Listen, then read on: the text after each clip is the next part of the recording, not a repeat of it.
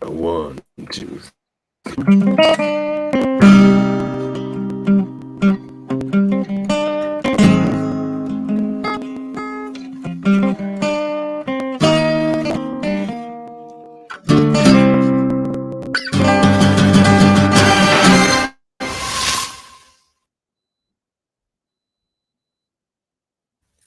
I thought you were introducing us, Andre. Oh, yeah. Well, I don't see them. Are they still here? No, we have guests. Oh, Andre was supposed to host the show today. I'm sorry. I didn't Sleeping on the realize job. that we're bringing them in. I didn't know how the system works. I'm new to this whole thing. Anyway, hey, welcome to X-Rated, the X-Men Animated Review Show. My name is Andre Mayette, and I'm joined as ever by the ever effervescent other way.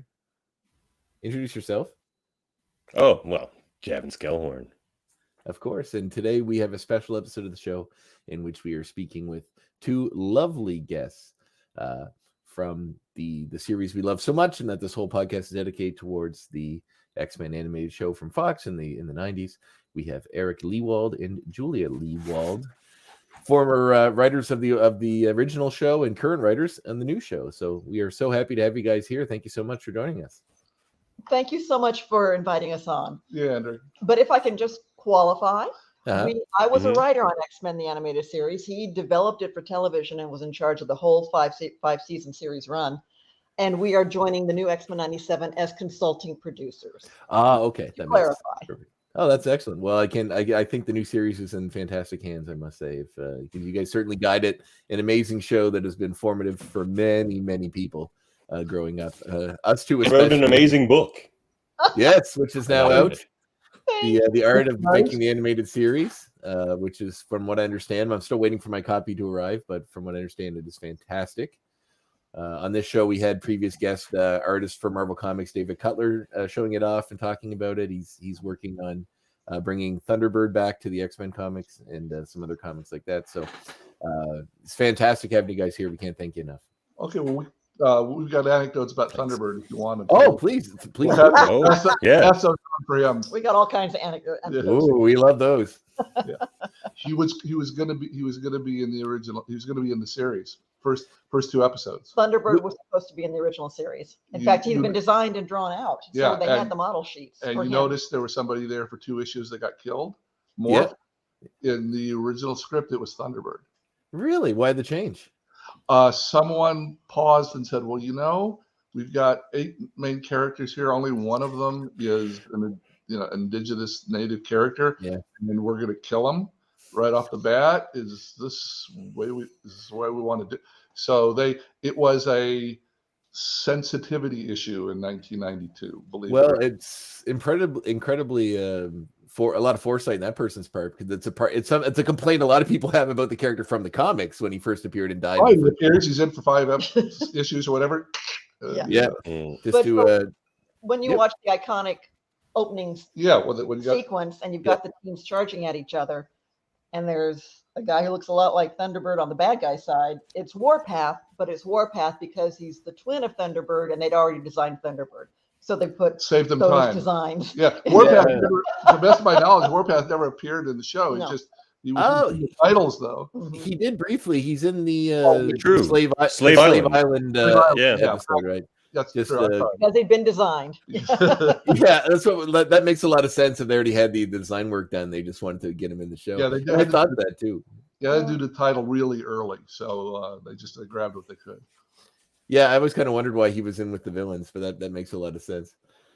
Well, great. As we mentioned before, we propped you guys before the show started that we're just going to have a kind of a casual conversation. I'm going to throw to Davin with some random questions about the show. I guess I'll get started just to get the ball rolling. So, where are you guys from originally? Each of us from different but same places. I was born in Wisconsin, and at the age of 2, parents moved south, and I grew up in Texas, and then clawed my way out to Los Angeles as a young person with a dream, Hollywood. Yeah, and I grew up in Minnesota, so I appreciate your weather. But when I was little, but about age 11, moved to East Tennessee, where and was there until my mid-20s. Came out here again, same kind of thing. the place on the planet to get paid for writing for a living seems to be Los Angeles, and we love movies, love TV, but yeah, so it was several years before even similar trajectories, starting in the Midwest with our set of parents' families growing up in the southern atmosphere and ending up in Hollywood, and then bumping into each other at Walt Disney Television Animation, sitting next door to each other, writing Chip and Dale. Yeah, I was going to ask. I love that. Oh yeah, and it's coming back. There's a new movie coming. She wrote more than anybody out of the 60s. Wow. 14. That was a great show and a great video game. And I just noticed they just put out the entire series on Blu-ray. Like it literally just came out like a week ago.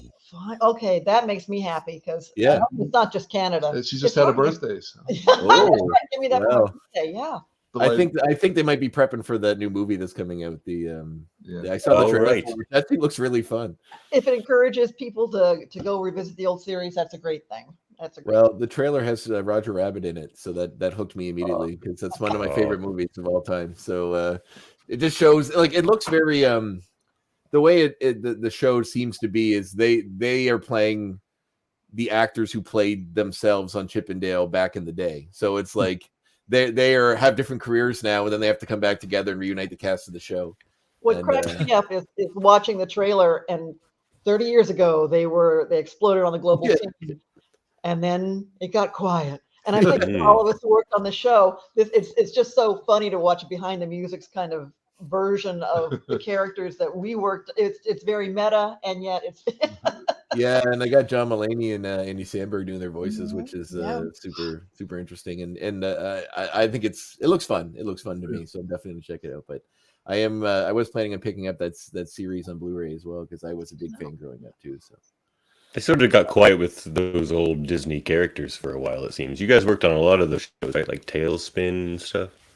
Yeah. Tailspin, Goof Troop. Started at Chip and Dale's Rescue Rangers. We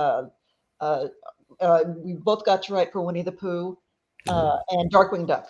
Yeah, there was golden age back then. The last 25 years, nobody's had any writers on staff. When I started out in '85, I got on staff at Hanna-Barbera for a couple of years, and then at Disney, and they had these huge, big staffs of writers and artists because they're cranking out. They're getting these 65 episode orders of half-hour shows. And we all this, so they really staffed up. And when we were working there, there could have been 80, 90 folks on our floor, basically our age, either writers or artists, and it was a great fun time to be there. And then as it got towards the end of the orders, they looked around and realized we don't have to carry all this overhead. Let's just let everybody go and hire them freelance from now on. Well, our contracts expired. So we're not renewed. We fulfilled our contracts. Yes. But the people realized, they'll still work for us on the outside and use their homes for offices. So we did the at-home work early on.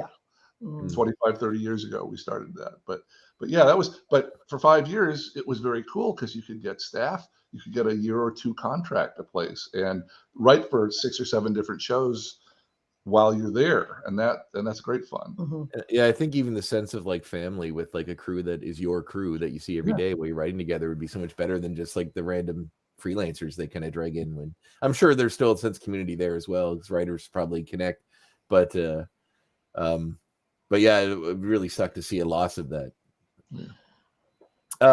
So random question, Devin. Let's go. All right, I want to start with the most random of my random questions. Okay, and it's from I don't know the episode now. It's in the first season in Cable. He calls himself the Wild Man of Borneo, and I was trying to wrap my head around that reference. I know it's like an old Frank Morgan movie, but is there any insight you guys can give me on that reference? I think it's because I think it's a generational thing. When we were, back in the day, back in the 60s when we were kids, that was just like a reference for some crazy person. It was just a general in the pop culture. Hey, look at that guy! He's the Wild Man of Borneo. It was part of the culture, and so what it was somebody old enough to have heard it and have you're swell if it's 1930, but it's who let the dogs out? Yeah, it was something that a kid would have said in 1965. Trying to sound kind of tough and just on the So wild. there's no reference to a movie or Warner Brothers cartoon, which would have been most of our references, but it just was a general reference. I often talk about how much I thought the design of Cable in that show was, and his voice, everything was super cool, and he's a really cool character, especially the way I think Cable was runner-up for Wolverine. They kind of out-growled each other. Yeah. But, at least he got to use him further on. Yeah. Lawrence Bain, are the voice of Cable on X-Men, and then Cal Dodd, the voice of Wolverine. Yeah, and they're buddies. They know each other. Oh, cool. I think I have a question about Lawrence Bain, actually, or maybe Lawrence Bain. So on this show, we've been having a lot of fun tracking the celebrity voice impressions that seem to be popping up quite often. Like we've heard Donald Sutherland and Ed Asner and Jack Nicholson, and we were just wondering who was doing all the celebrity voice impressions. Was that Lawrence Bain? You mean on the show? Like when on the show, Like when there's an incidental character that just has the Morph that did the Jack Nicholson and the Ron Rubin, you mean? Yeah, I'm trying to think who it was, because I think it was in a pool room or something. Yeah, he's like, what's going on? That's our pool table, and it's like Jack Nicholson. I think that was. I think in that it certainly didn't come from us. We didn't say have fun with this and play out Nicholson. I think it was a guest actor who said, "Well, I've got 3 lines. Can I be Nicholson just for the hell of it?" And the voice director said, "Sure, what the hell, it was that loose. Mm-hmm. It's been fun trying to pick them up. I actually really felt like, and I mentioned this too, that the guy that did the voice for Bishop was channeling Ice-T a lot. He sounds a lot like him to me. I don't know, just at that time period, Ice-T was a big deal, so I was wondering if that was something he had consciously done. Or I don't think so. The guy, the gentleman that did Bishop, I think he did like 10, 12 episodes, which is a lot for a guest character. Was a very serious theater actor in Toronto. In fact, ran his own theater there for a number of years. And when I interviewed him for the first book, I didn't get a sense that he would have been that playful, trying to do a bit. That it's coincidence that the voices are so similar. Oh, it always struck me as such. So was writing something you guys always were? Back to serious questions. Was writing always something you guys had was the dream growing up? I know for you, Julia, you mentioned getting out of Texas so that you could go write on a bigger scale. But it was always the plan, even from childhood, for both of you? Oh God, no. No. Never. Growing up as I did, in Texas and visiting family in Wisconsin, moving to Hollywood wasn't even a consideration. That, you never in a million years planned to do something professional, go to law school, which I ended up doing. But it wasn't until my senior year in college when a friend in Lubbock at the time said, "I'm going out to student teach music in California. You like to write. They pay people to write in Hollywood. You want to come along?" And it's like, you can do that. You can lift up where you are and go. And that conversation flipped it for me. And that's how I ended up. It took me 10 years once I got here. But that moment where it's like, oh, wow, I could move and try. I could try to do this thing. Oh, that's amazing. Well, not a lot of people have the gumption to actually get, to catch into those dreams and go do it and take a chance. Yeah. Especially in a place which I imagine as scary as LA would be if you go in without a lot of experience. It is, but I think we were young enough and naive enough, and there's a great strength in not knowing what the horrible odds are against you and just come out and what the hell. I didn't grow up dying to be a writer, but I grew up loving movies. My dad was a war refugee from Europe that spent his teen years in Buenos Aires, going to 10-cent movies, watching, Fred Astaire and Cary Grant in American movies. And so his love of movies came down. We used to go to them all the time. But so I love doing movies, and I programmed them in college. And when we were finishing up in college, a buddy of mine and I in Tennessee said, "Well, let's make a cheap movie," and we somehow managed to finish one and sell it and get taking to the cleaners over it and lost all our investors their money.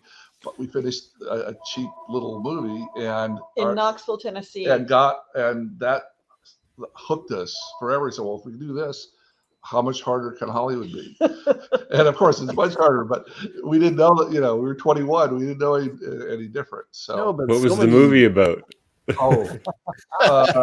It's about a sweet young girl in Tennessee coming to the big college and finding out about life. It's called Incoming Freshman. Do you guys were drive-ins ever a thing? Because I know generationally they aren't a thing now, but they were. Still exist here, but there's not one in Nova Scotia. In the 70s, when I was graduating from college, there was this category of drive-in movies, and you'd go to them and you'd see they're really cheaply made, B movies, B- movies.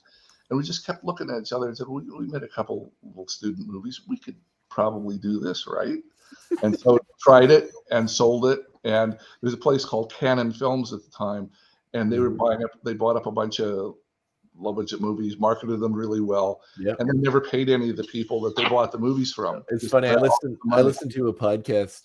It's called The Movies That Made Me. It's Joe Dante, the director of like Gremlins and him and Josh Olson, who's a scriptwriter that did History of Violence, and he did the script for that movie. And they often talk with people about their experiences in those sort of movies. And recently on it, they had Joe Bob Briggs, who I'm sure you're from Texas. You're familiar with him. I'm a huge fan of. I love movies too. I'm a huge movie guy, and especially some of those old B movies. And there's so much fun in there. Like, because Briggs, I love his show on Shudder where they just watch these old horror movies and talk about them in a dinner and a show kind of environment. It's such a blast. But a lot of those guys that come on the show and talk about how they got started, it's all making some little movie somewhere, right? Like, and just trying to get enough to get it off the ground. Yeah. And again, back in the day when you couldn't do it with a cell phone, I'm reaching for my phone. When you couldn't do it on a cell phone, you had to go get film, and process it and rent the equipment. And it was a whole big deal, but we just were lucky enough to have a couple friends and family that would lend us a little money or let us sleep at a place for a month till we get the thing done. That's awesome. And so that gave us a certain amount of confidence to come out here. He's saying us, but it's him and his friends. And of course, it did nothing as far as any sort of credentials about getting you. Well, you could sweep up, but, we over here, but it gave us a certain confidence, and you come out and you beat your head against the wall for 4 or 5 years and fight and get an in. And we pretty quickly discovered 95% of the work was in television. And so we kind of started focusing in all the spec scripts we were writing, stopped writing features and started writing TV episodes. And it just happened that in like late '84, my neighbor was working in Hanna-Barbera when they got this big order. And he said, well, you're writing all the time. Why don't you pitch to my boss? We just got this huge order. They need more people. That was it. It was just, I happened to be next door to a guy from Hanna-Barbera when there was a month's window where people could run in and show them their stuff and not be turned away. And it went from there. But it's a very strange, circuitous. There's no real way in. It's there's no magic path that you follow to get you there. No, we describe it to writers that want to come out here and see if they can get a job. Well, so it's kind of like saying, I really would like to design the next Ford Mustang. I'm going to go to Detroit and knock on a couple doors and see if they like my ideas. They might, but there are like 100,000 local people in Detroit and Windsor that are ahead of them. So it's a strange place, and it's persistence as much as it is any sort of ability on the part of the people that do it. I was here for 10 years trying to figure out how to get into it myself. And one spring, friends invited me to join them on a girls softball team. And I don't play sports, but it was going to be a fun few weeks. So one of their friends I got to meet, and she said, well, I know you want to be a writer. And right now, Disney, you can go pitch for the Disney afternoon that they're getting to ramp up. You don't have to have an agent. That was a huge barrier at the time. Wow, for Disney? That's crazy. Oh my God. Every Friday for 6 months, I would march in with my little folder And Tad Stones and Bryce Malek were profoundly patient with sort of letting me figure out how to pitch. And then eventually I came up with an idea that sold them on Chippendale's Rescue Rangers. And they asked if I wanted to do the outline. Yes. Do you want to do the script? Yes. Here are the notes. You want to try again? Yes. And did that. And the next Monday they said, well, we have an open desk. Would you like to join the staff? Oh, wow. And the irony is the desk I got to take, because it was unoccupied, he had taken a 6-month leave of absence. Wow. How crazy is that? Yeah. You're meant to be. Holy crap. That's amazing. Just keeping the seat warm. Before I throw back to Devin, I just had a quick question. So what country did your father escape from? Oh, he grew up in Germany.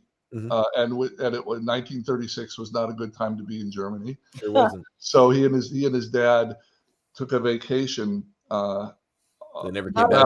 down to Uruguay and didn't come back until after the war. And so your dad was from Germany, and then learned Spanish in Argentina. Yeah. So this poor kid, because he was 13 at the time, suddenly he's across the world with a completely different language and culture, learns it, adjusts to it.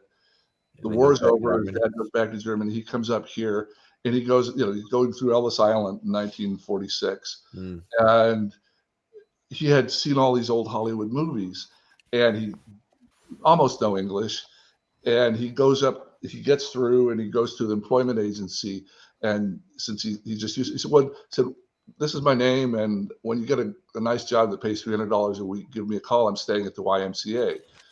And he said after about a week or two, he realized he didn't think he was going to get a phone call. And adjusted to the realities of post-war American life. But I great respect for him just getting through those massive culture changes, those three completely different worlds and different languages. And then he became a professor and was teaching at University of Tennessee, which is how your family ended up there at one point. Wow. You're saying these crazy hurdles, just part of what it took for him to kind of be who he became. It's amazing. But you have to say, it's like so many American people remember from the 30s, from the Depression, you could go for a nickel or a dime and sit through a couple of movies and a newsreel.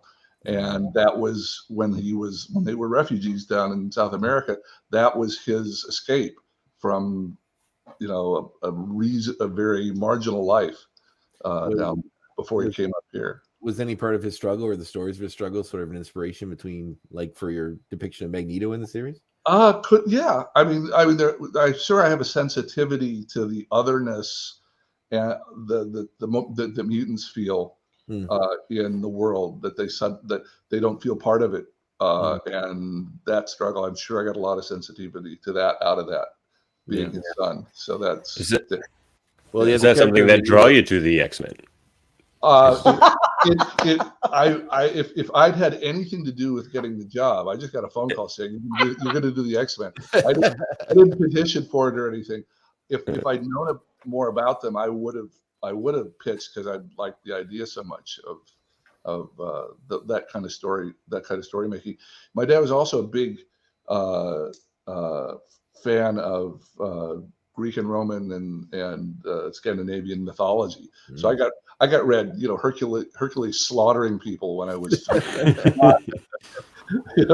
not other fairy tales. It's funny roundabout way too with you working for Disney, how like Disney takes those sort of things and makes a kid-friendly version of them. Yeah, it was not part of his makeup to make things kid-friendly. I was not spared any of it. Okay, Dad. You got all 12 labors unfiltered. Just Hercules murders his family, never going to send him off to do 12 labors to atone for it. Yeah. You're going to hear about him. Amazing. Random question, Dan. All right, random question. Okay. Well, I read in your book, this book right here. Everyone should get that. Yeah, it's a fantastic book. Just showing off the fancy back there too. Oh man, that back is amazing. So you're that you were getting quite a bit of resistance as far as keeping it serialized. Oh. Yeah. And your compromise was sort of, well, we'll do this previously on X-Men kind of minute in the beginning, and that's how people remember. But I was wondering do you think that was probably, actually a good idea regardless of the compromise? Do you think that previously on X-Men kind of had quite a bit of help in the success of the show? I think it was very helpful, and just even for us, even for adults to catch up on. Oh, okay, that's to get prepped for the news for the new episode. It was marvelous. I don't know, they just don't trust. They didn't trust production back then. Well, for a lot of reasons. Yeah, and so, we're getting some misses back then, weren't they? Yeah, and so they just would never let people do it. Do stuff that's surprising. So and you'd think that you could just wave it in front of them and say, you're going to save money on animation because a minute out of your 22 minutes is going to be replaying old stuff. And I look back, there were 2 shows from the 50s when animation was getting started in America. But after the glory that was theatrical cartoons that was so beautiful, they started making TV. Like Rough and Ready was the first one for Hanna-Barbera for Joe and Bill. And what they did was they had like a 3-minute story, and they had 30 seconds. Last time, you remember, Rough and Ready were being chased along this background that's going back, and then they would, I think they would have, be sure to watch us next time. They'd have all this padding in there and reuse in there. So for them, they did that, and Bullwinkle did a great job of that. Again, they were a very low budget show, wonderful, wonderful show. But they were like, as they said, they were like a radio drama. They were a radio serial, and they were a serial. Last time you'll remember our, Rocket Squirrel was in this kind of trouble. Oh no! They'd show bits and pieces and have the narrator talk about what it was like the last time. So there was some precedent there, and those people did it really to save money. And it just and of course primetime television does it all the time now, and it started doing it in the 80s with a lot of the dramas where they'd have it serialized and have recaps. So it wasn't like it was never thought of, but the network was scared. I mean, they didn't have a lot of extra money, and they hated the idea of having 2 or 3 weeks where they have to pause if a show wasn't ready to wait for it to be ready. Because you don't go 1, 2, 4, 3 if you're serious, which was the problem facing X-Men, that the animation was coming back so choppy. There wasn't going to be a way to get it cohesive in time for a September rollout date. Yeah, and the schedules were so tight that it wasn't like, oh, just get them done 3 months in advance and fix them beforehand. It was like working on a magazine. It's like, well, even the first season had that out of order sync where the Juggernaut episode fell in a spot it shouldn't have in the run of when they came out. But I'm so amazed that they pushed back for it being serialized, because it, like, the ongoing story that you're following for the whole season is one of the biggest draws, I think, of the series, and certainly what connected with most people growing up. Well, when you and Mark Edens, your head writer, decided, all of us were told it's 13 episodes. That's it, because no one believed it would go beyond 13 episodes. So you were given the orders for 1 season, and that's 13 episodes. And you and Mark Eden sat down and pieced out what would be a compelling overall arc for those 13 episodes, thinking this is your one shot. This is our one shot at X-Men. These are the stories we want to tell. That makes sense, because I talked about that in our show, about how it seems like a greatest hits of X-Men all hitting you in a season, because you're getting so many amazing parts of X-Men history. Was there, I guess, since they didn't, like, since the company didn't want you to serialize it so much, was there still pressure to use all these stories from existing comics, or is that something that was more of what you guys wanted to bring to the show? We really, believe it or not, this is hard to imagine looking back. We didn't get pressure from Marvel really much at all. They didn't even, and the impossible to believe thing, they didn't have Final Cut. Fox did. Yeah, I was going to say, this is after they sold everything to Fox to save. It was Fox's baby, and Marvel could say, "Well, we're not that crazy about this episode. Can you fix it?" And we'd say, "Well, we like it. Sorry."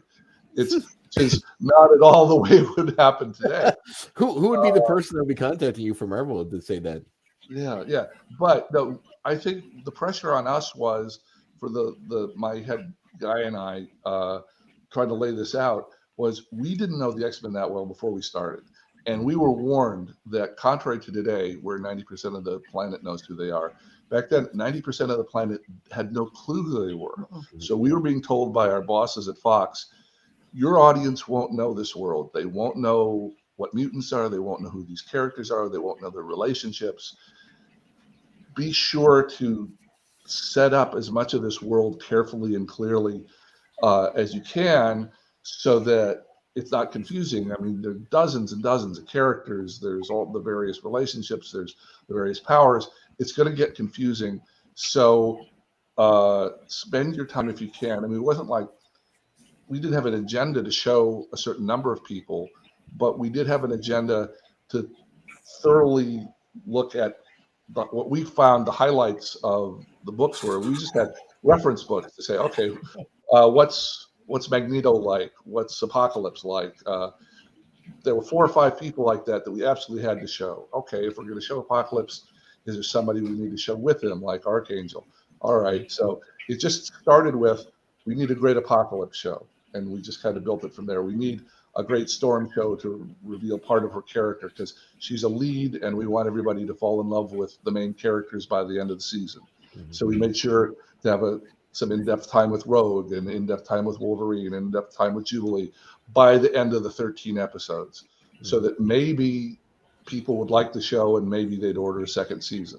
So that was the major push in the back of our minds. Just, yeah. So when you hit the end of that first season, was that, as far as you knew, that was it? Like you hadn't intended to go on season 2 from that? We were all let go. We all went off and worked on another show for 4 months. Yeah. Oh wow! Because they're not going to keep us around on salary. So we were done. We were done writing the shows in late July. They started showing them in the fall in bits and pieces because they weren't quite ready by September, as far as the animation went. But then it really premiered in January '93. And by like the first week of February, they said, okay, we're going to do another show. We're going to do another season because this is very so successful. Well, that's from July to February that we're not working on it. Yeah. This thing called Exo Squad, which a bunch of the folks, the artists and writers for my show, went over and did for Universal. And we just finished 13 episodes of script for that when in February this came up, until we were able to hop back and not miss a beat. But some of the folks had to stay at Exo Squad, so we lost 2 or 3 of our, top writers and a top artist. Well, it's not surprising he did well. I mean, it was a real desert of content for comic fans to get anything that, because we didn't have movies. We did, all we had was like that terrible Captain America live action movie, and the Roger Corman Fantastic Four movie that never made it out. So there wasn't, like, minus Superman and the Batman stuff, but yeah, I mean, I think Fox had a big hit because it was the following year they put out the Spider-Man cartoon as well, right? And I'm sure that your success had a big hand in making that a reality as well. Yeah. Cool. Random question, Devin. Well, okay. How much competition did you really feel from Batman? We were so, I mean, the artists more than we were. Yeah. But our 2 main guys, the Will Mineo and Larry Houston, who were the series, Will supervised the whole project from the art side. Larry directed the first 66 episodes. On the art side, the whole thing. So he's in charge of all the artists that built the storyboards, and those guys had each had a storyboard assignment on Batman. Batman had started working, believe it or not, a year earlier, an entire year. So they'd been prepping and had all this budget, and everybody saw how beautiful the artwork was. And so the artists would get together with us and they said, look, we've got like a third of their art budget. What are we going to, we need to distinguish ourselves. And so it was all this reference was this, we haven't seen a finished episode yet, but from the work we've done for the people at Batman, and it's a small group of people. Alan Burnett, who's like the main creative guy behind it, I know doesn't get the Paul Dini, Bruce Timm ref. He deserves all the credit in the world. But he's the one that held that show together. We'd all worked together at Hanna-Barbera and Disney. We all knew each other. We knew it was going to be something pretty amazing. Yeah. And so Will, who's like the wisest of all of us, said, look, we can't make it beautiful like that. We can't have this nice calm, painterly, progressive. We can't pause. It's good. It's so we're going to have to make this really fast and intense. And so our executive said, "Yeah, Batman is cool jazz. You are a garage band." So we jammed 50% more script into the scripts than we normally would, and then they jammed more into the action, to the storyboards, and so that's one reason that 30 years later the pace seems contemporary, is that we just made it really fast, because if you only have a half a second to look at the animation, you can't see that they misdrew it, Beast on that, there, or that he didn't move quite right, or that was, that background was a little bit underdrawn. Still, I mean, they made it as beautiful as they could, and it was a very ambitious show in terms of just kind of the scope of it all.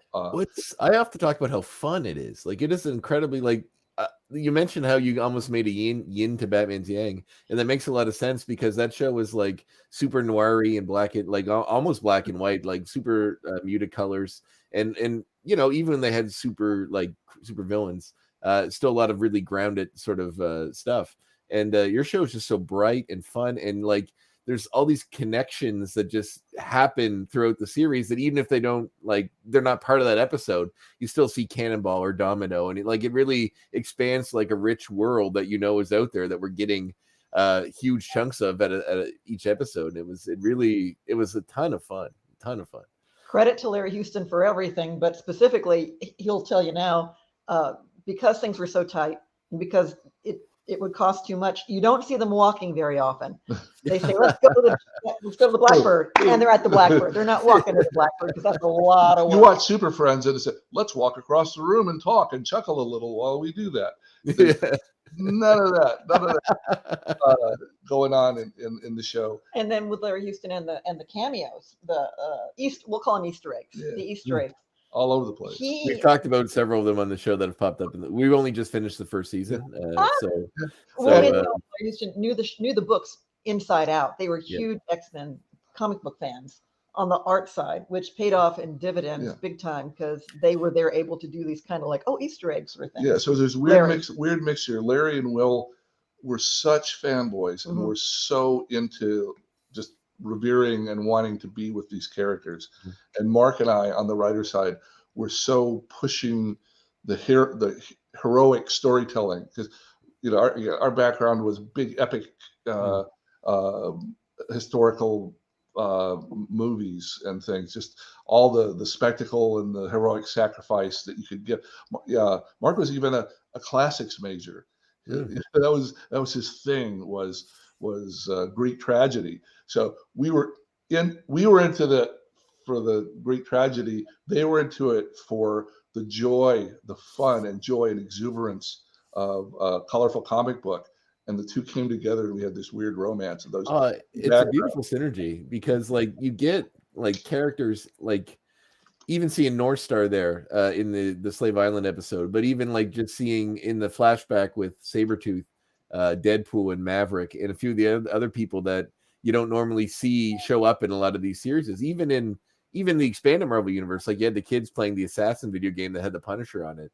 But then even we haven't done the last episode of the series yet.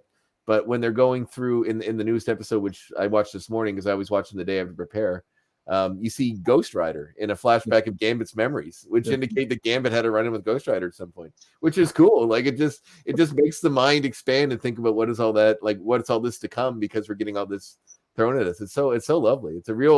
I love things that reward the fans for sticking around and knowing the history. I mean, it's got to appeal to everybody, but if it really rewards you for knowing this sort of stuff and paying attention, it really feels like that someone's really listening. So it's cool. I love a lot of the classical themes and the Shakespearean, not just Beast, but the Shakespearean nods and the philosophy that you guys actually infuse into this show. It has a lot for adults. Now, did you guys go in thinking you're going to gear this maybe away from being a standard children's show, or did that just happen organically? Absolutely. It was a case of it's like a kids in a candy store for Mark and me, and obviously for the artists as well. But from the writer's side, you're working out here in Hollywood, and there's severe restrictions on what you're told you can write and challenge kids with. Oh, no 8-year-old ever going to understand that, or you'll upset them, or that's too challenging, or it's so no. They're so anxious about not turning off their audience if you make one thing a little bit obscure.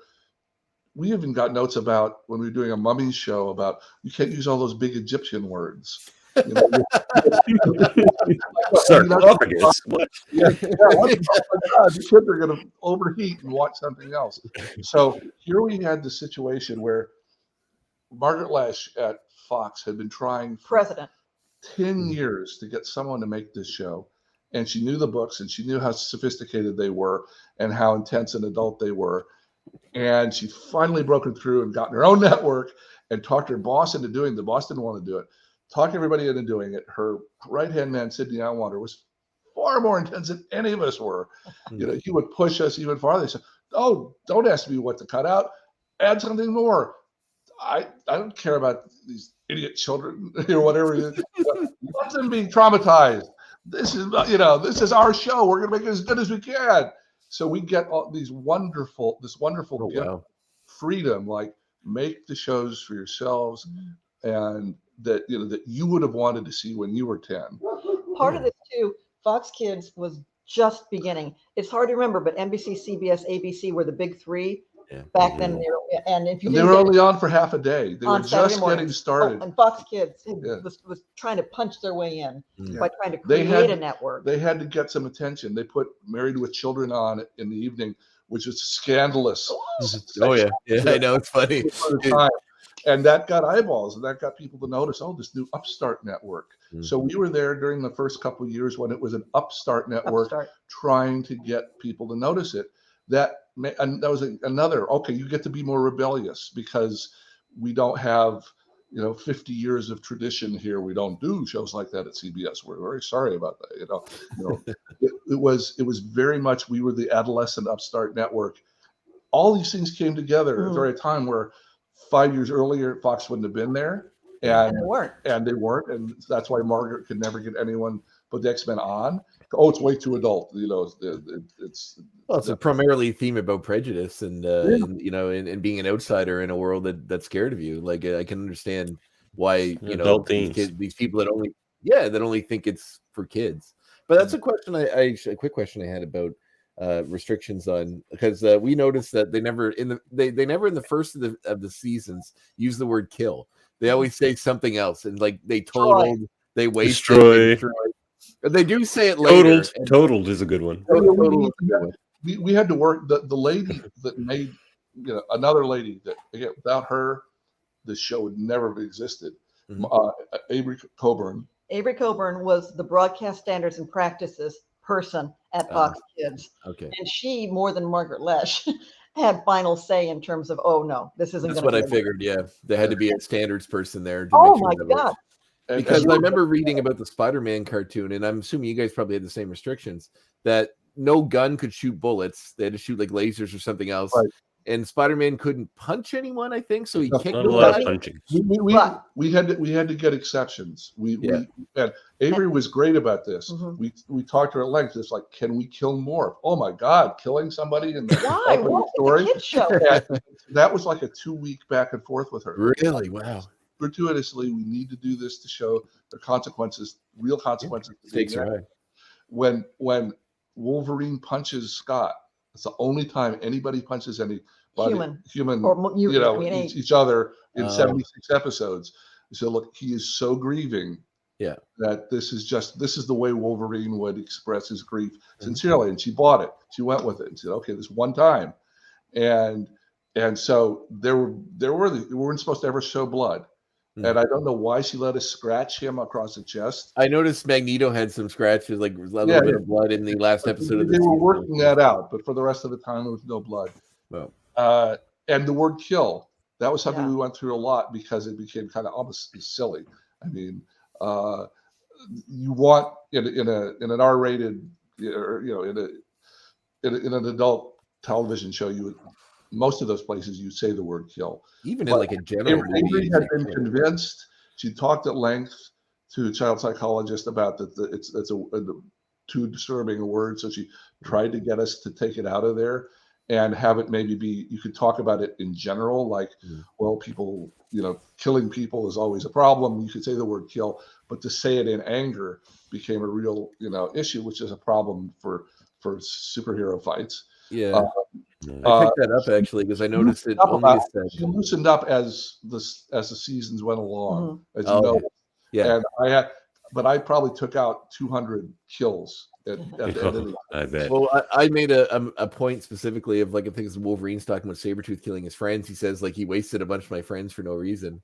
And then later on, they do say it, but it's funny that you mentioned that because I did notice that someone says it, but in like, I'm going to kill him kind of way, not like a jovial, not jovial, but like as like a frustrated with someone, not like I'm angry and I'm going to kill him.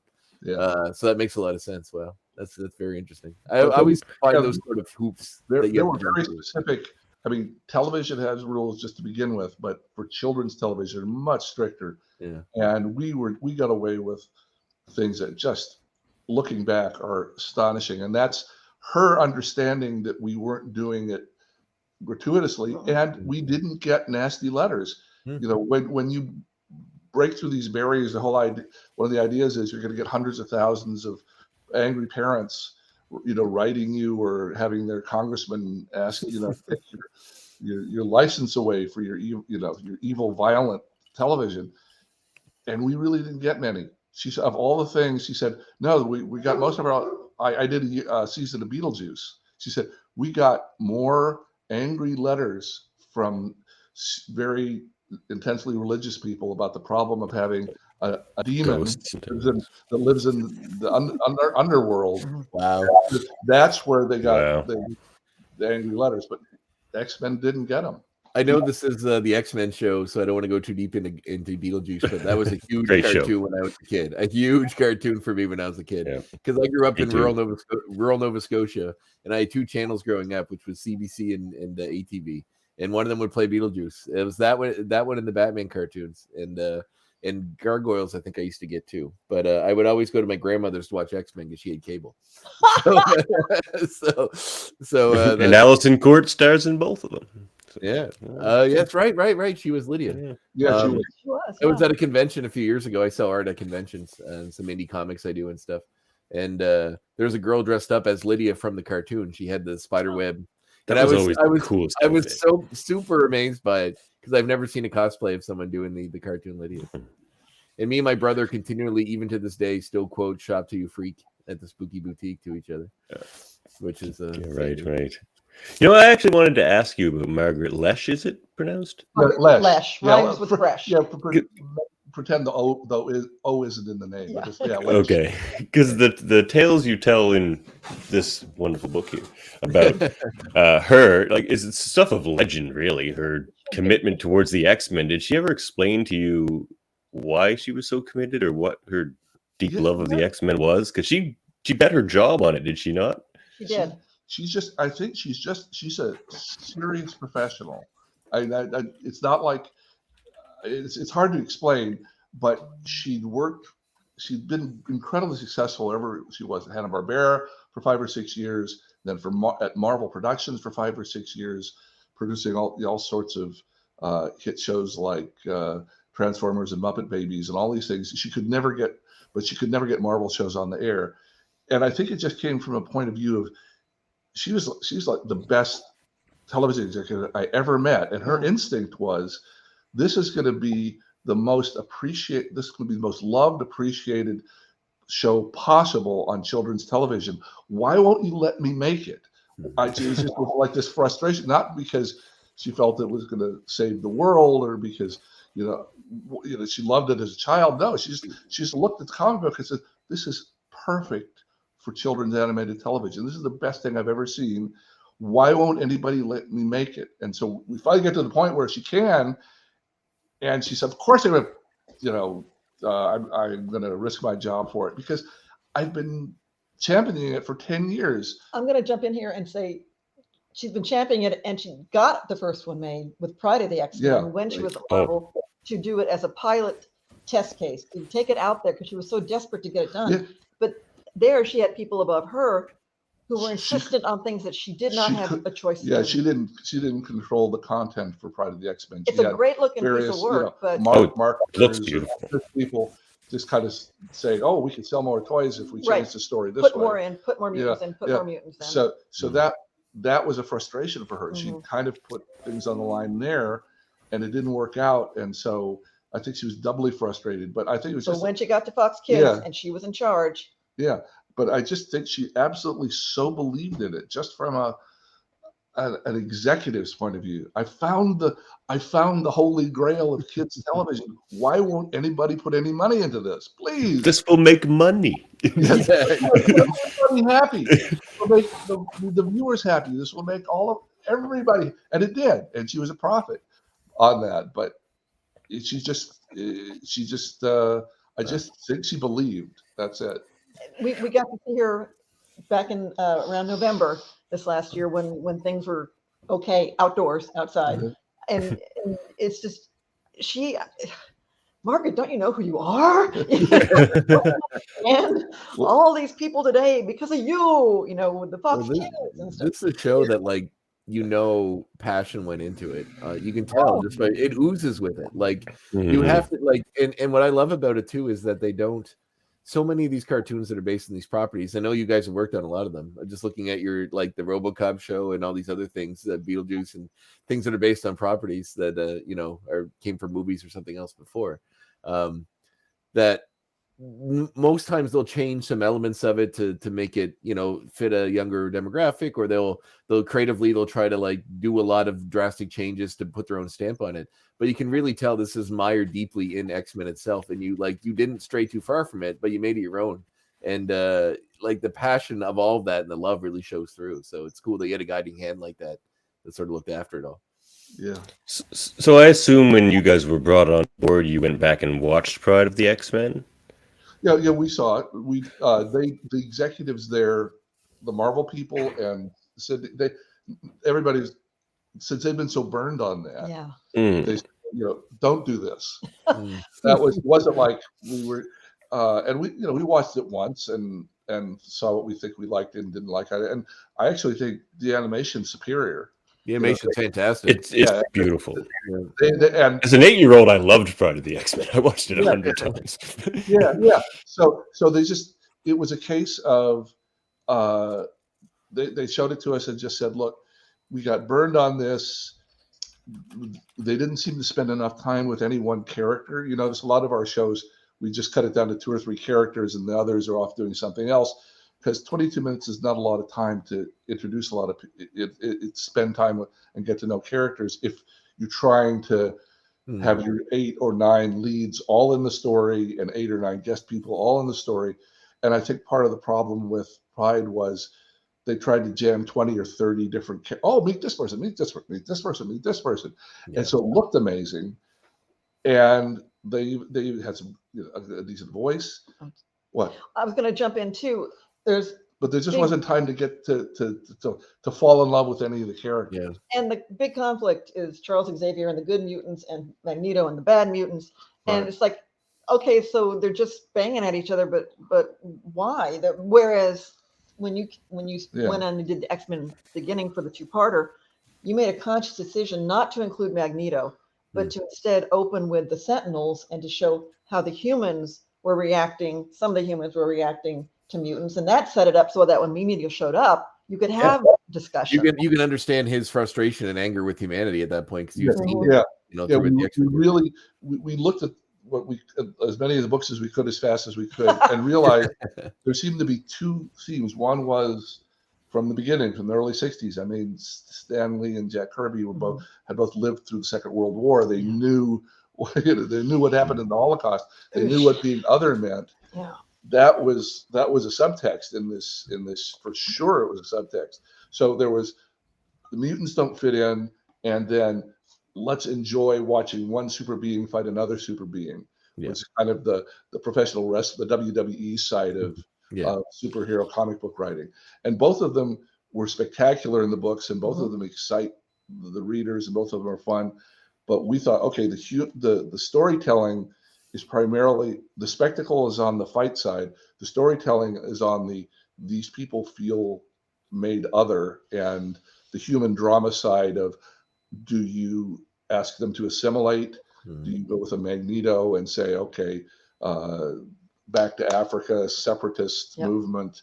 Are we gonna, are we just gonna give up on this dream of mutant human cooperation? Are we gonna fight? Those seem to be more compelling. It allowed us to spend a little more time on the character side rather than the power side. We throw the powers in for fun and spectacle, and you could not show those. It's like not having gunfights in a Western. You got to show that. But we focused on the what does it mean to be a mutant side more, and had time to play it out. That's another thing. I had to establish that. I felt bad for Pride of the X-Men. You got 22 minutes to set up this entire world and make people fall in love with characters. It's too little. I always felt like the personality of the voice actors you guys end up getting would have gone a long way in Pride of the X-Men as well. It didn't have quite the personality. Because of I had a couple questions. One was I totally agree with you on that. More of a comment that setting up that the environment and that the humanity, because Stan Lee has said many times that X-Men and Magneto are two sides of the coin, basically Martin Luther King and Malcolm X, like a more extremist take on it. And which is why I always thought Magneto as a villain is interesting, because he's not, you understand where he's coming from. Like you don't like it's similar to like Killmonger and Black Panther. You see his point and you can kind of understand it. But was the fact that pilot kind of failed so badly the reason why Kitty Pryde was omitted from your show? Is it just that they were? Yeah. Oh, really? At the time, Marvel was because she's an excellent character. Yeah. One of my favorites. That they'd had that failure, and B, they were pushing Jubilee was a fresh new face at Marvel like 6 months before we got this job, and so they were pushing her and Gambit and Cable and Rogue. I think were 3 or the 4 people that they said, well, can you try to fit these people in? So we didn't have room for two inquisitive teenage girls. That just would have been repetitive. So it was just a given. 5 minutes into it, we're doing Jubilee, not Kitty Pryde. And it was just interesting because Cable wasn't that old of a character at that point. Like when he showed on your show, he's only in the comics for a few years at that point, was he not? Yeah. Mm-hmm. Yeah. Same with Bishop. Bishop had showed up like that year, I think, in the comics. He was very, very new. Yeah, and that was just kind of fun for Marvel. It's like, okay, well, we're trying to build a new character. Let's get him in on the TV show. So from their point of view, they must love that. Yeah. Well, it seems like it doesn't seem like a throw-in. It seems very organic. That's for sure. I wanted to ask you, Julia, Days of Future Past Part 1, actually, which you may be happy to know was the only episode that we've reviewed so far that got 10s across the board. And that's what we rate them out of. Yes. It was, and that was including David, who's the artist from Marvel. He threw it in as well. He's a massive fan. Oh my God, guys, thank you. Oh, we love that episode. Like, Wolverine had me rolling on the floor. It was hilarious. Just check, please. Oh God. Thank you. Actually, I have a quick question. Sorry, you go ahead, Devin. I have a question. No, that was it. Go ahead. Okay, that was a fantastic episode. That had everything. You got the. Oh no, I had a question. Oh yeah, go ahead. Oh no, it's like Days of Future Past. Yeah, I thought it was an interesting idea where you sort of took all of the time travel-y kind of stories in X-Men. Like you've got Bishop and Nimrod and Days of Future Past. These are all separate stories in the comics. What was the idea to throw them all together into one? Because it worked. It didn't seem like too much or anything like that. Really, it was combining 3 stories really. There was, I'll say this often because Days of Future Past is one of the crown jewels in the Marvel comic books, in the X-Men comic books. Chris Claremont and John Byrne, I believe. Yes. And for me, there was sort of the arrogance of ignorance, because I didn't know, it's great that you guys are saying so many of the books, but really each of the episodes was kind of its own standalone that pulled from the books, but wasn't a direct adaptation. No. Days of Future Past was going to be a direct adaptation. Oh, but you can't use Kitty Pryde. Oh, okay. And you can't do this. Oh, okay. And you can't do it. All right. So it became looser and looser. I mean, Marvel was very nice about this when we started. They said over 30 years and various, different streams of stories and this team and that team, there'd been 29 different X-Men, and there'd been all sorts of relations among them. And said, look, don't stray too far from their core personalities, but you're really allowed to just kind of make up the stories you need to for your show. And you can pick every possible person you can that are guest stars or that you set up as antagonists. Pick every single person you can from our universe, but don't worry about following a particular issue or adapting a particular thing.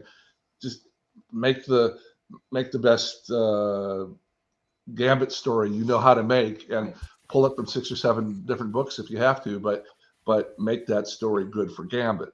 So in this case, there were 2 or 3 things, and we looked at the books. Okay, we can't do Kitty.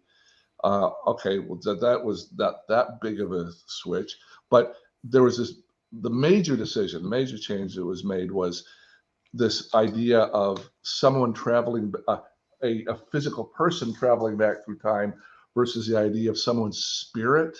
And we just felt that was a little hard to get across on television and animation. Yeah. And we were having trouble writing that. And it's okay, look, we talked to Marvel about it and they were cool with it. They said, we're going to make one big change. And that is we're going to have somebody go back instead of somebody's spirit. Some 60-year-old Jubilee's spirit goes back and deals with this. Okay. And then it was, we didn't want an X-Men future life coming back to bump into X-Men, the doppelganger. Yeah. So Wolverine didn't, but that opened that up a little bit. Bishop knew all about the X-Men, and he was able to interact with these people, and it kind of freed us a little bit versus just having Kitty's spirit come back. It added some, obviously took some away. That the addition of Nimrod was simply the question of, okay, we want to have a ticking clock and push him getting this solved quicker. Who's going to be after them? Well, it's kind of like T2, and okay, well, we've got one like that with Nimrod. We can take it from one of the other books. So those were the 2 big, the 2 big things were having a person go back and then having something after him pushing the action so that there was double jeopardy, more jeopardy going on to get this thing done with. Yeah, getting Old Man Wolverine was really fun, and also introducing Forge in the way you did was great. Just to see him briefly, it was such another one of those wonderful little pop-ups. And I know he appears later in the series as a younger man before we get to that point in his timeline, but I just thought that was a super cool way to do that as well.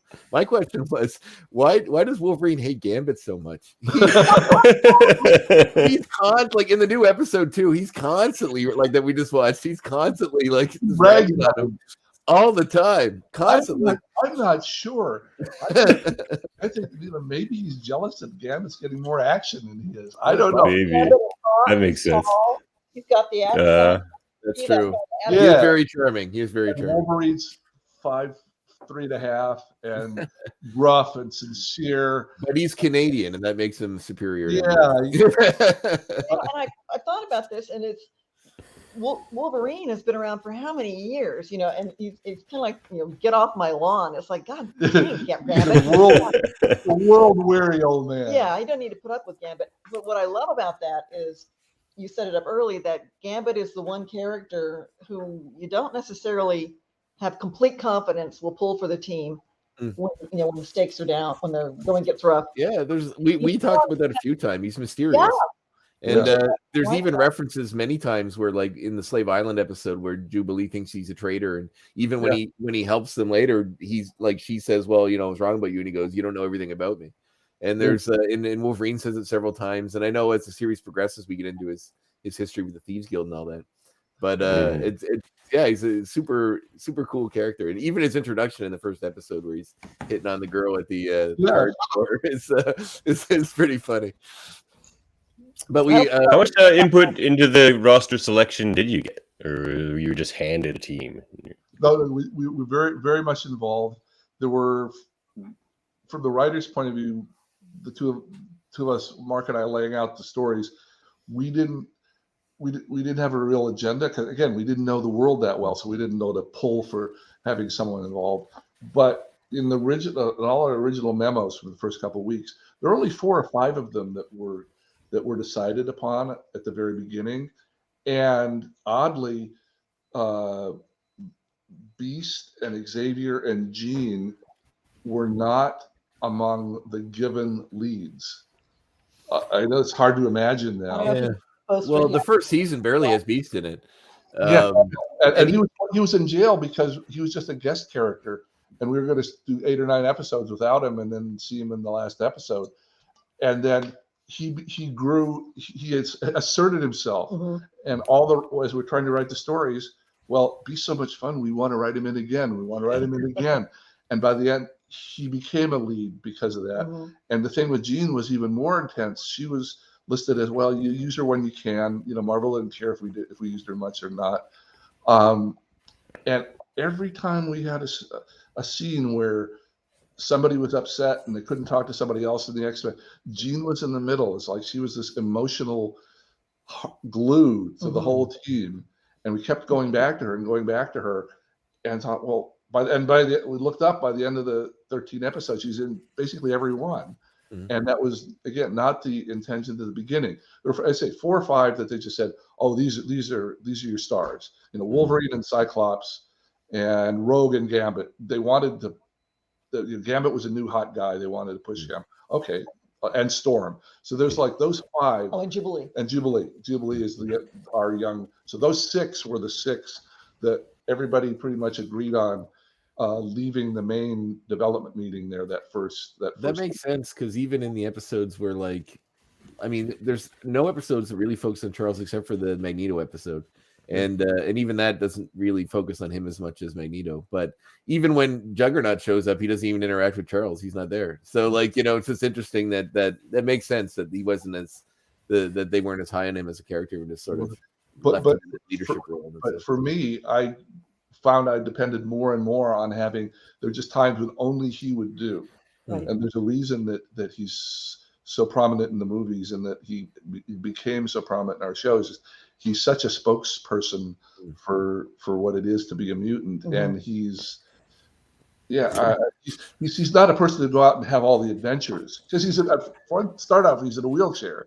That's true. Yeah. So we had that to deal with, but there are scenes where only he will do, and that was nice watching them all to grow together. Well, I liked at the end of the season, you guys gave him his moment to shine, where he basically is driving the Blackbird full of dynamite into Masterfold. I was like, oh crap! I'm like, Professor X is an action star. He's just ready. He's going the full of the distance. So I was very impressed with that little note. Absolutely intentional. Absolutely. Yeah. He got his moment now. Damn it. Yeah, that was his for sure. Now, were there any characters you wanted to use but weren't able to? The challenge was, like you said earlier, the team itself was so dense, unlike, say, Batman, where, that's who you got for your lead, and then you play off with the different villains and interactions. It was more about, it would have been fun to bring someone else back more often. For example, Nightcrawler, I think, was such an interesting character. And he got 2 episodes. It would have been fun to have him around for more. It would have been fun, with Archangel or Bobby Drake, Iceman.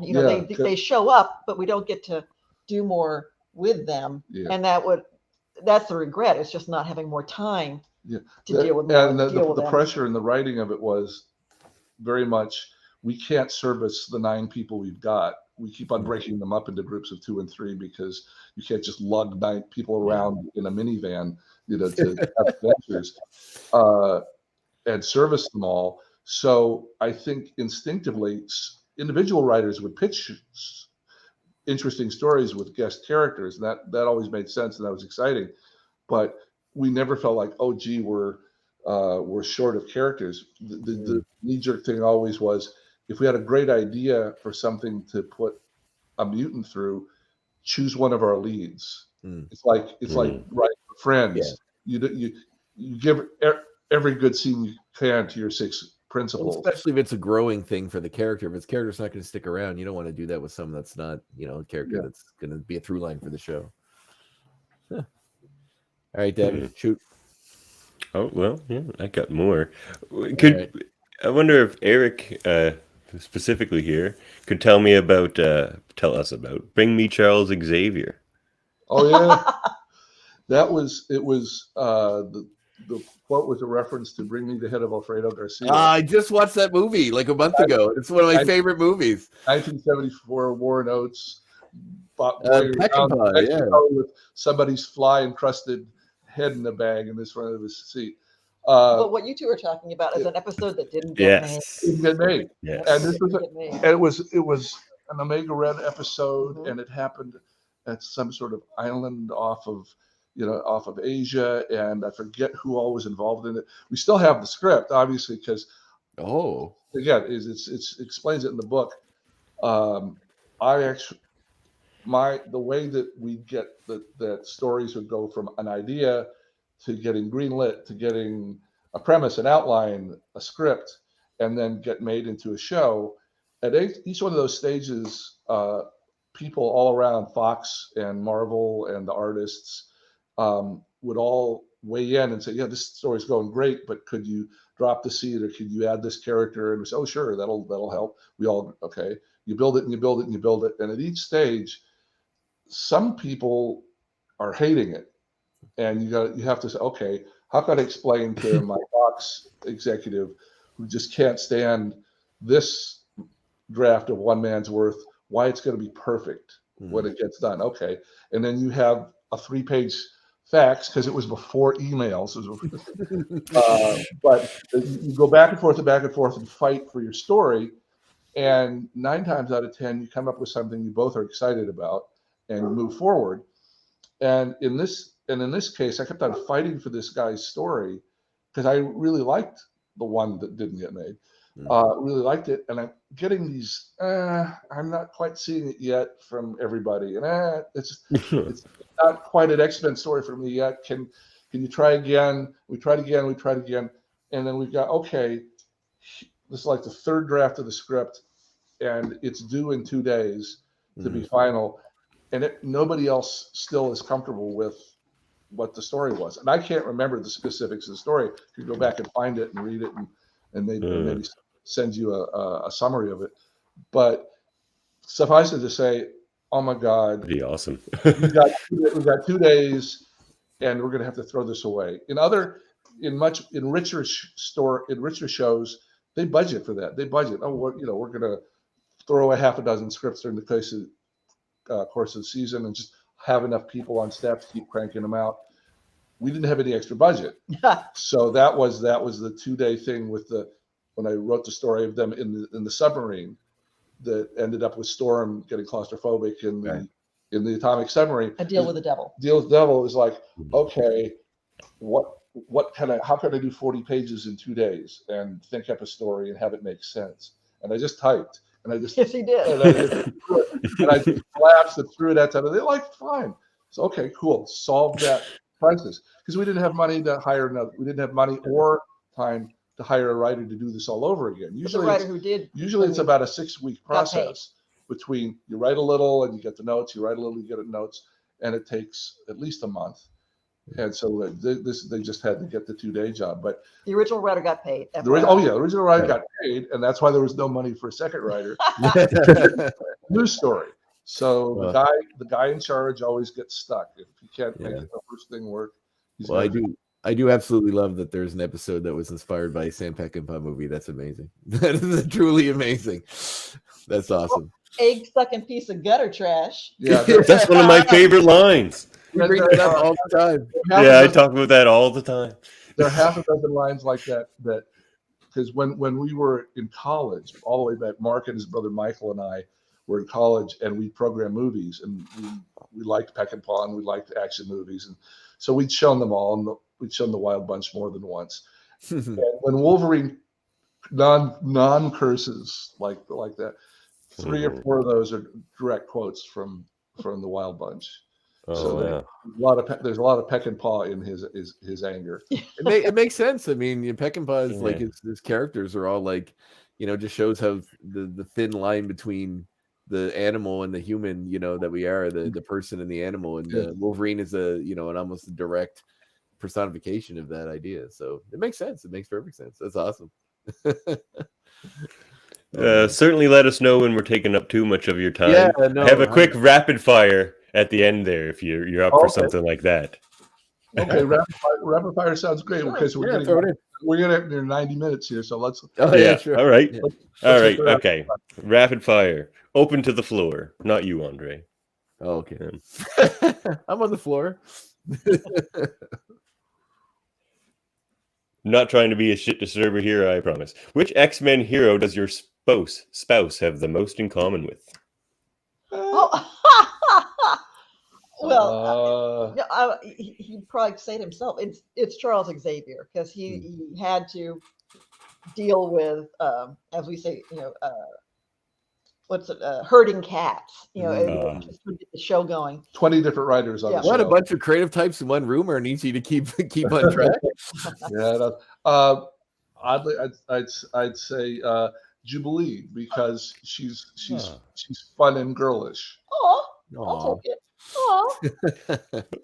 Okay, here's the problematic part. Which villain? Which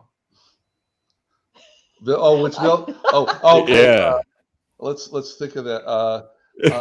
Well, no, I just got okay. If it's a villain, I'm going to say Magneto, because you are good at arguing both sides of a situation, but when you dig your heels in, like Magneto would, I'm just going to say Lady Deathstrike, because I like her design. Yeah. Oh, that's lovely. What a good comment. Would a young Cal Dodd make the best live action Wolverine? He reminds me of Wolverine in real life. He does. And just so everybody knows, that was his first series voice. He's a singer, and he'd done live TV in Canada. He'd done commercial jingles. Buy your Chrysler from Toronto Chrysler. He had this voice, this incredibly resonant voice. This was the first dramatic series that he grabbed, and I can imagine it would have been. That's the voice we all hear in our. Those are the voices. I think. I don't care. I mean, I love the movies. I'm not going to argue, but the voices people react to and hear in their heads when they see an X-Men image, it's still the stuff from X-Men the animated series. For me, it is 100%. Cyclops, especially, he's got that all-American, that that beautiful, right for the sake of right voice. I love it. And Cal would have told you, and we're hand over heart with the loss of Norm Spencer during what was the last 2 years, and David Heblin, who was Magneto. It's just been. But the oddest thing was poor Norm got given all this straight-laced Boy Scout stuff to do, and supposedly was the funniest. Oh, really? Wow. This wackiest guy in the room to make everybody laugh. Never got a chance to in the show. And they were all recording up in Canada. We didn't get a chance to meet them for a couple of decades. But a quick Norm Spencer story: when you get to Have Yourself a Morlock Little Christmas, and it's the Christmas episode, and Cyclops is decorating the tree, and he's singing horribly. The joke is that because they all have great voices. Most of them are really good singers. He was the best singer among them. Oh, wow. And he tapped to be the worst singer, for the X-Men. So I listen to that now, and it makes me chuckle. That's awesome. Doing such a rough job. That was a great unintentional segue, because my next one was you had to do the Christmas episode. If you had to do a Halloween episode, who would you base a Halloween episode around? There is.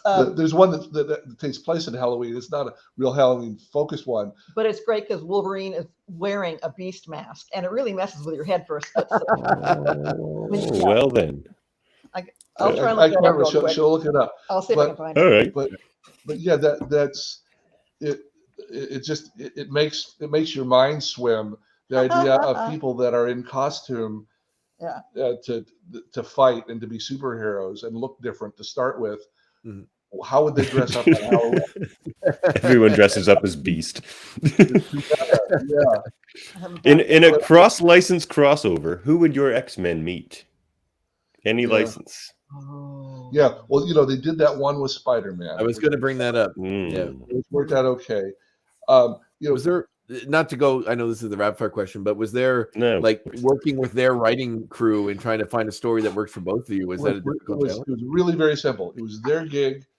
John Semper, who's a friend of ours, called and said, we have a story, a 2-part story set, but none of us know how to write your guys' voices, but we've got, and it took them a month to get permission to do it, legal permission, but we're going to have like 3 or 4 of your characters come over in the story. And we'd like, Eric, you and, pick one of your best writers, I pick Michael Edens, come over and be part of our, spend a couple days in our writer's room and provide us the dialogue. All our contribution was entirely the dialogue of the X-Men characters. They did everything else on that episode. Okay, it's an episode called Bloodlines. I don't know if I can get it here without the glare, but there is Wolverine dressed as Beast with a mask on his face. Oh, wow. That looks amazing. One of them says Daredevil, wink, wink. One of them says Spider-Man, wink, wink. One of them as Barney the dinosaur, wink, wink. But they weren't really. But so Bloodlines. There was a Halloween element to that episode. Yeah. Oh, that's awesome. Go. Well, I suppose we have one listener question, and our listener question was wondering about 97, and there's this prominent or pretty popular YouTube video about Jean Grey and her perhaps ineffectiveness in certain ways on the show. And this listener was just wondering if there might be a more empowered and prominent role for Jean Grey. I suggested to him in conversation that it may be because she was a secondary character that you guys could just use whenever you wanted. But that's the listener question we have for you. On November 12th, 2021, Disney Plus announced its production of X-Men 97.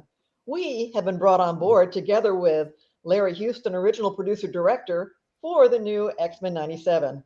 Beyond that, we have no comment. I figured as such because I Me too. Do you guys feel so much pressure? Because I remember there was a million articles about how you guys in an interview mentioned how many episodes are going to be in the season, and I was like, wow, we don't know. Yeah. No, don't worry about it. But just the fact that it was just an off thing you said somewhere, and it was 1,000 articles about it. I was like, man, it must be exhausting to have to work on something that's under so much. Amazing. It is now. Yeah, it's astounding. Yeah. It's astounding to us the amount of eager fan curiosity about the next show. Yeah, they're excited. We're all very excited. Yeah. We don't know anything. It's fine. We like the people we've met. That's very true, and we're excited. We are excited and pleased. We're excited and pleased with the direction they're taking the show. And they invited us back, part of the X-Men 97 family, which in Los Angeles, Hollywood, doesn't happen very often. So no, that's true, and I think it shows a real class on their part to honor the people that built the thing that they're trying to build on top of and invite you back to make sure your voice is a part of it, because I feel like there is a real magic that this show captured that if you just do it again with people that weren't involved with it from the get-go, I think you'll lose some of that. So I'm really glad that you guys are here. Yeah. And it's amazing to us. We've just been out here kind of, beating the drum and out in the wilderness going, hey folks, X-Men animated series, fun memories. Yeah. And this is for the last 5 years, that's been our first dipping of our toe into cons and fests and kind of discovering that there are people out there who love X-Men, the animated series. And the weird part is that at that time, back when you guys were very young, I guess, if you were even old enough to see when it first came out, there weren't that many. There weren't 500 channels. There were 2 or 3 or 4. Nope. You had 2. Yeah. Yeah, I had 2, so I understand. Yeah. And so the show played every single corner of the planet. We meet people in Singapore, or people from Brazil, or people from wherever. Unbelievable. And they say, oh yeah, I grew up on that. I learned English on that. Or, this. And so you start multiplying. You start with, in the North America, maybe 15 million people a week watched it, and you add and you add and you add, and you get into these hundreds of millions, literally hundreds of millions of people that know the show. And to us, it was we're trying to tell stories as fast as we can, and it's our day job, to pay for diapers and to pay for the mortgage for our kids. Yeah. So, but when we get out to cons, we realize there are people everywhere that know this, and that's all that anybody creative wants to hear is that somehow, our show got to them and they got something out of it, or they liked parts of it, and that's so cool. And to meet the folks for whom X-Men, I'm not going to say lifeline, but for whom it represented something for them that they were able to cling to. The idea of difference and being other, it cuts through everything. And so many people have come up to us now and tell us now what the X-Men meant to them, and it makes our heart hurt in a big way. And there's a huge level of gratitude here. I mean, we've been out here for a while, and we've worked on 40-some different shows, and this one is the one that seems to really. I mean, people like some of the other shows a lot, but this is the one that seems to just grab them. And we were handed that world as a job. We didn't make up this world. We made it as personal as we could, and we made it as much our own as we could. But we were given this setup with these characters, and so incredible gratitude. Well, to use that allegory, someone handed you a football, but you guys certainly ran and spiked it in the end zone, because it was an amazing show. I think I have a good bookend, Andre. What? Yeah. I think I have a good bookend. What's that? You mentioned in the book that that one right there. Everyone go buy it. It's good. It's fantastic. That X-Men was the best job you guys ever had. But reading the book, it seems like it was just wrought with difficulty, and so I was just wondering why it was the best job you ever had. Just the reward, I'm going to say, and I got to be a writer on it. I got to watch him every day for 5 years dealing with this. But you got everybody in the same canoe, paddles in the water, paddling as fast as you can in the same direction, all looking ahead at the goal. And that doesn't happen very often on a production. If someone's going over here, everybody was doing their darndest, and that's so invigorating. That's so thrilling when everyone wants this thing to succeed, wants this to be the best it can be. That's thrilling. That really is. Yeah, and you're right. Why did it become magic like this? Because we'll look back at some other shows we've done, and I see good stuff and bad stuff, and probably projects that were easier, like I say, were less of a struggle. But it's just the end result of this, what we were able to keep. Hundreds and hundreds and hundreds of people work on TV show, and I said, if any one or two of them had been the wrong people, we could have a half of a show, or a show that was kind of involving but not really, and it's like a favorite piece of music. You listen to 10 that are similar, and they're okay, and they kind of lie there, and then one of them just grabs you. And why did that happen? I've got no clue. If you could replicate it, you'd do it. But it's just, there was some magic going on, and that made up for any sort of difficulties, and it made the difficulties much easier to get through. It's like, it's much easier to fight for something that you feel is magic than, I'm getting paid for this. Maybe I should just shut up and not fight, and do whatever they're asking me to do. It'll free up my weekend. Why not? But if it's something that you're excited, this engrossed in, then you want to fight. You want to fight for it, and the fighting doesn't hurt as much. Oh, that's lovely. Well, we're massive fans. Thank you so much for being in the show. My only note is I'm looking very forward to the new series, and also, just a suggestion, perhaps an Alpha Flight spinoff if you have some extra time on your hands. We'll let them know. We'll let them know. All right, cool. Thanks again. It's been an honor and a pleasure. No, they're We're gonna. X-Men TAS on Twitter, Facebook, Instagram, and we have a website, xmentas.com, for X-Men the animated series. Please try and follow us, or find us, or all that kind of good stuff. Yeah. Absolutely, we will definitely make sure to get this book and also get previously on X-Men.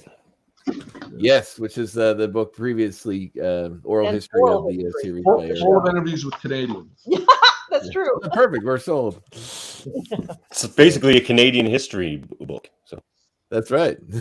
Every should be in schools. We all read it. Awesome. Thank you so much, Well, guys. It's been a real honor to thanks. talk to you. So much. Thank you. 1, 2, 3. Oh, hello.